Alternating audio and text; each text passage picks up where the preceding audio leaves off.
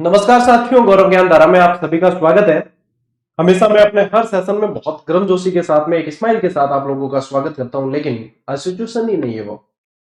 क्योंकि ये पीड़ा जो है ना, ओएमआर घोटाला उजागर हो गया। अभी मैंने व्हाट्सएप पे देखी प्रेस न्यूज, और फिर उस न्यूज को चेक किया मैंने न्यूज चैनल पे, और देखा कि 5 लोगों की गिरफ्तारी हुई है उसके अंदर। और जिस एजेंसी को ओएमआर भरने की कार्य दिया जाता है, कितना गोपनीय काम होता है। परीक्षा देना मतलब बहुत गोपनीय होता है। आप लोग देखोगे, यदि कोचिंग के कई टेस्ट सीरीजें हो रही है कोचिंगों की, तो वहां पे भी किसी की कोई रिजल्ट नहीं देख पाता। और यहाँ पे इतना बड़ा घोटाला कि बिल्ली को ही दूध की रक्षा करने की जिम्मेदारी सौंपी है, ऐसा हो रहा है।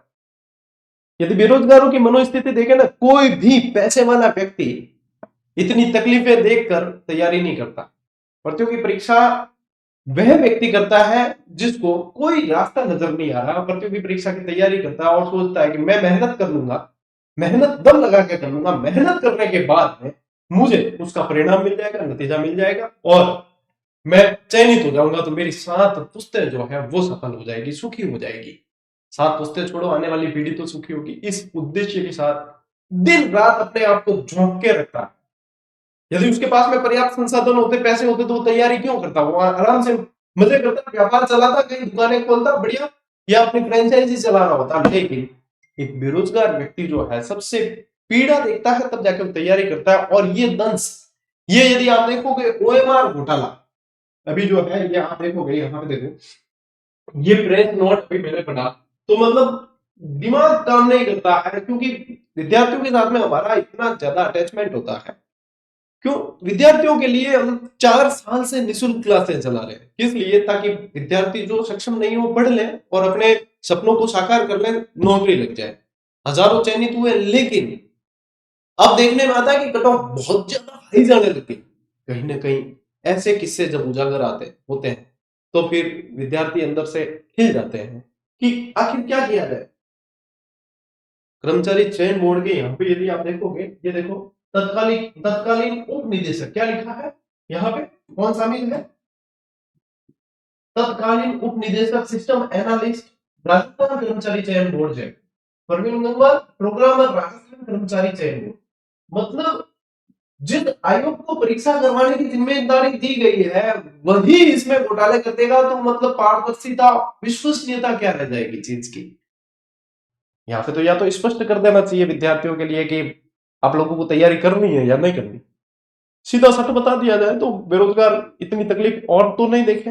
कईयों ने कर्जा उठा रखा होता है, कईयों की जमीनें गिरवी रह गई होती है, कईयों की माओ के गहने गिरवी पड़े होते हैं, और वह विद्यार्थी सोचता है कि मैं नौकरी लग जाऊंगा, माँ तेरे गहने छुड़ा के मैं ले आऊंगा, तो फिर से जो है सोने की चूड़ियां पहन पाएगी जो तूने मेरे लिए गिरवी रखी है। कभी इस दर्द को झेला है? मैं खुद इस दर्द से निकला हूं, इसीलिए मैं समझ पाता हूं कि कितना मतलब कष्ट होगा। और मैं तो मैं इस सिचुएशन में तो मैं भी नहीं समझ पाऊंगा। मैंने वो दर्द झेला था, वो दंश झेला था कब? 2016 में, जब रीट के माध्यम से मैं चयनित हुआ था। और रीट परीक्षा मतलब जब विज्ञप्ति आने वाली थी, उससे कई समय पहले मेरा रिवीजन चल रहा था। लोग कहते थे कि ये पागल है कि विज्ञप्ति नहीं है और ये दिन रात लगा रहता है, लेकिन मैं उस समय तक पढ़ चुका था इतना कि विज्ञप्ति आई जब 5 से 6 बार रिवीजन किया था, तो आप समझ सकते हो कि कितना उसके प्रति डेडिकेटेड था।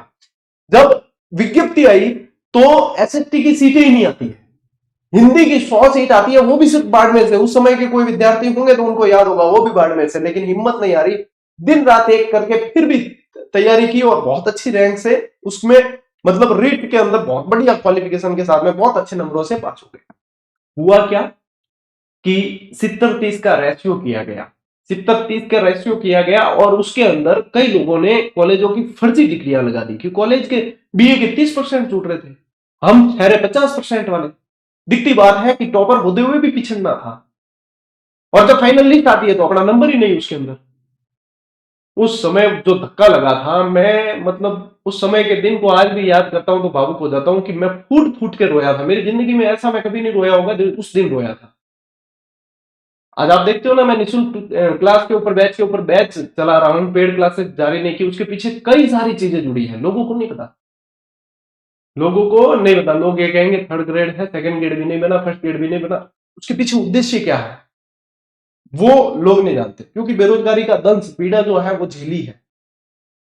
फिर पता चला कि इसमें फर्जीवाड़ा करके लोगों ने जो है फर्जी मार्कशीटें लगाई, हम लड़े, संघर्ष किया, उनको बाहर निकलवाया, फिर से संशोधित लिस्टें आई, उसमें पोस्टिंग काउंसलिंग भी करवाई थी, लेकिन 2018 आ गया था, तब तक 2018 वाली वैकेंसी क्लियर आई, बड़ी वैकेंसी आई, उसमें चयनित हो गए और सेट हो गए। तो मैंने तो अपने आप को संभाल लिया था, लेकिन कई लोग संभाल नहीं पाते ऐसी सिचुएशन में, जब ऐसा दौर गुजरता है। अभी मेरी आशु सर से बात हो रही थी, तो आशु सर ने कहा कि सर इस मामले पे जो है आप सरकारी नौकरी में हैं, आप शायद नहीं बना पाएंगे, मैं आपकी तरफ से बात रख दूंगा। मैंने कहा था आप रखें जरूर, लेकिन जो विद्यार्थी जुड़े हुए हैं डायरेक्ट, यदि मैं अपनी नौकरी बचाने के लिए विरोध नहीं करूं गलत चीज का, तो फिर विद्यार्थी मुझसे जुड़े ही क्यों? यदि द्रौपदी के चिर हरण के समय वहां पे मौजूद प्रबुद्ध जन विरोध कर लेते तो महाभारत का युद्ध नहीं होता। तो यहां पे जो है गलत का विरोध करने में किसी तरह का संकोच, किसी तरह की शंका नहीं होनी चाहिए। गलत का विरोध डंके की चोट पे होना चाहिए। अर्जुनलाल सेठी को आदर्श मानता हूं, एक सरकारी नौकरी के लिए जो है बेरोजगारों के साथ में इतना अन्याय हो और अपन मतलब एक वीडियो बना के नहीं बोल सके, तो फिर क्या ही करें इस नौकरी का। तो इसका कोई भय नहीं है। विद्यार्थी, हमारी पहचान जो है ना वो विद्यार्थी है, कि विद्यार्थी है तब ये गौरव सिंह घाणेराव जाना जाता है कि भाई गौरव सिंह घाणेराव कौन है जो बच्चों को निःशुल्क पढ़ा रहा है। और यदि इसी समय मैं अपनी नौकरी को बचाने के चक्कर में और मतलब इस और विरोध करने पे यदि कार्रवाई होती है तो कल होती हो तो आज हो जाए, गलत का विरोध करने के चक्कर में यदि कार्रवाई होती है, क्या सरकारी नौकर नहीं बोल सकता? क्यों? क्योंकि यहां पे इन्होंने फर्जीवाड़ा किया और इनका विरोध, इनके विरोध में अपन अपनी आवाज नहीं रख सके, वो भी संवैधानिक तरीके से, तो कल एक्शन लेते हैं तो आज ले ले, क्योंकि ये विद्यार्थी है तो हम है, सीधी सट बात है। और विद्यार्थियों से मैं कहना चाहूंगा, फर्जीवाड़ा करके इन गलत तरीकों से ली हुई नौकरी से तो अच्छा है बेरोजगारी की जिंदगी, क्योंकि ऐसी नौकरी लग के भी टूट के पांव नहीं होते। वैसे के वैसे ऐसी नौकरी लग के भी आपको कभी भी आत्मिक शांति नहीं मिलेगी। कभी भी किसी भी तरह का प्रलोभन आप लोगों को कहीं भी कोई भी दे रहा है, उस प्रलोभन में आना नहीं है, बल्कि एसओजी को उसकी सूचना देनी है। आजकल तो सभी जगह नंबर प्रसारित किए जाते हैं, आप लोगों को ऐसे लोगों के खिलाफ आवाज उठानी चाहिए। नहीं तो अभी आप देखोगे, यहाँ पे देखो कितने पोस्ट पे हुआ है, ये देखो कितने लोगों की परीक्षा हुई थी, तीनों भर्ती की मिला के 3,212 पदों के लिए 9,40,000 अभ्यर्थियों ने आवेदन किया था। मतलब तकरीबन 10 लाख अभ्यर्थी इस भर्ती से प्रभावित हुए हैं। कईयों ने कितनी पुरखों की जमीनें गिरवी रखी होगी कईयों ने, क्यों? क्योंकि तैयारी करनी है, क्योंकि सपने संजोने हैं। और सपनों की हत्या होती है, मैं कहता हूं संविधान के अंदर प्रावधान है हत्या के लिए फांसी की सजा। सपनों की हत्या उस हत्या से भी जघन्य अपराध है। सजा क्या होगी ये विद्यार्थी बताएंगे, और कार्रवाई हुई है, ऐसी चीजें मामले उजागर होने भी चाहिए और इनको कड़ी से कड़ी सजा मिलनी चाहिए, ताकि आने वाली जो है परीक्षाओं के अंदर ऐसे फर्जीवाड़े कतई सुनने को नहीं मिले। बेरोजगार विद्यार्थी बेखौफ होकर तैयारी कर सके। शब्द बहुत है साथियों, दर्द बहुत है, लेकिन सारा बयान नहीं किया जा सकता। लेकिन ये जो कार्रवाई हुई है ये बिल्कुल ठीक है कि ऐसी कार्रवाइयां होनी चाहिए। और ये एक सबक भी है कि कूट रचना के माध्यम से, गलत तरीकों से यदि किसी ने नौकरी हासिल करने की प्रयास भी की है, चेष्टा भी की है, तो उनका अंत सुखद नहीं है, उनको भुगतना तो पड़ेगा। विरोध मैं चाहता हूं कि जितने भी शिक्षक वर्ग है उन सभी को अपने अपनी जो भी आपका चैनल है, इंस्टाग्राम है, जो भी है, विरोध कम से कम आप सोशल मीडिया के माध्यम से तो दर्ज करा सकते हो। आजकल सोशल मीडिया बिल्कुल मामूली नहीं है, ये क्रांति है।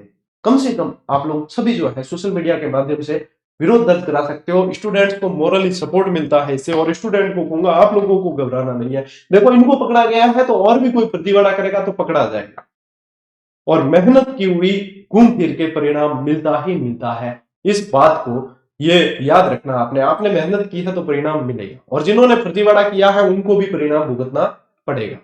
बस ज्यादा कहने के लिए शब्द नहीं है, क्योंकि इस मामले के बाद में क्या कहा जाए। यहां पे कर्मचारी चयन बोर्ड लेंदी पेपर बना रहा है रीट वालों के लिए। 2.5 घंटे के अंदर जिसने पेपर बनाया उसको बिठा के कह दिया जाए कि भाई करो इसको, सारे के सारे सवाल पढ़ के एक 1.5 घंटा तो पूरा पेपर ए से लगा के जेड तक पढ़ने में चला जाएगा। यहाँ पे तो लेंदी लेंदी कितने बच्चे रोए हैं कि सर आते हुए सवाल नहीं कर पा रहे, हमने मेहनत की थी, हमें सवाल आ रहे थे, लेकिन एक एक सवाल के अंदर 4-4 सवाल और पूरा पेपर ऐसा। कई प्रश्नों की तो भाषा ही अधूरी थी, ऐसा लगता है जैसे एआई से पेपर बनाया।